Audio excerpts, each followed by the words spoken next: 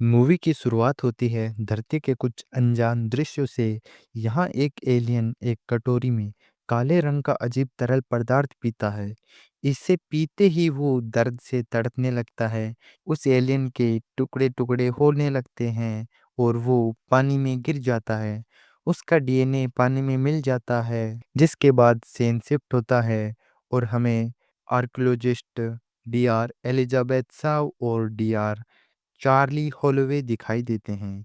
ये दोनों पार्टनर हैं। साव अपनी टीम को एक गुफा की दीवार पर बनी हुई कुछ प्राचीन कलाकृतियां दिखाता है।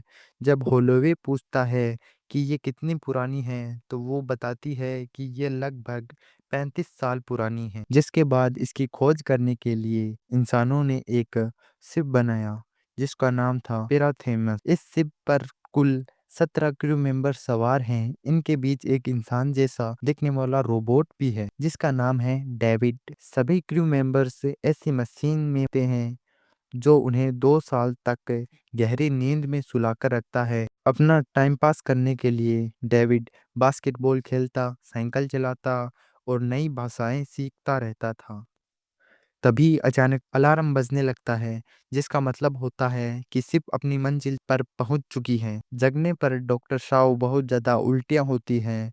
इसके बाद हमें शिप का कैप्टन भी दिखता है, जो स्मोकिंग कर रहा था। सभी क्रू मेंबर्स को एक मीटिंग के लिए बुलाया जाता है। उन्हें एक होलोग्राम दिखाया जाता है।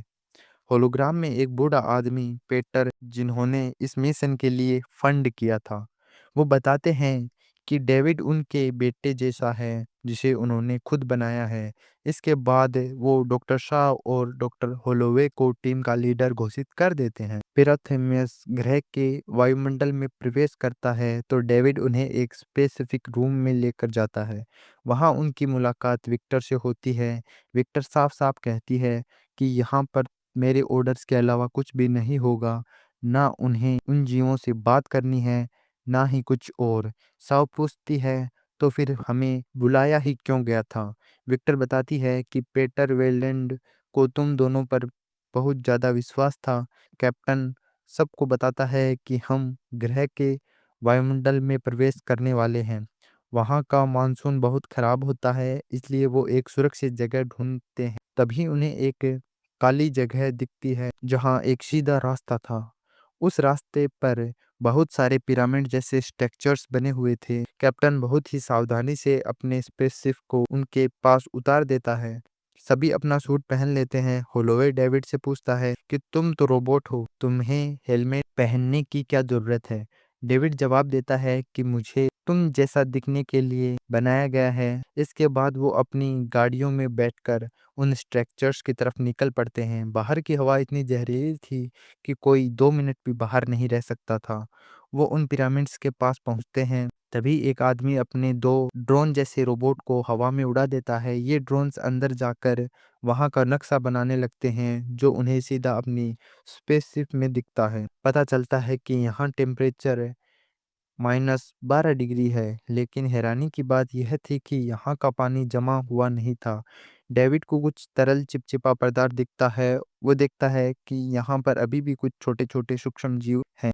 इसके बाद वो अपनी भाषा की समझ से एक बटन दबाता है। बटन दबाते ही होलोग्राम शुरू हो जाता है और सभी लोग डर जाते हैं। होलोग्राम में कुछ एलियंस किसी चीज से डर कर भागते हुए दिखाई देते हैं। वहीं पर एक एलियन का अवशेष भी पड़ा था, जिसका सर काट दिया गया था।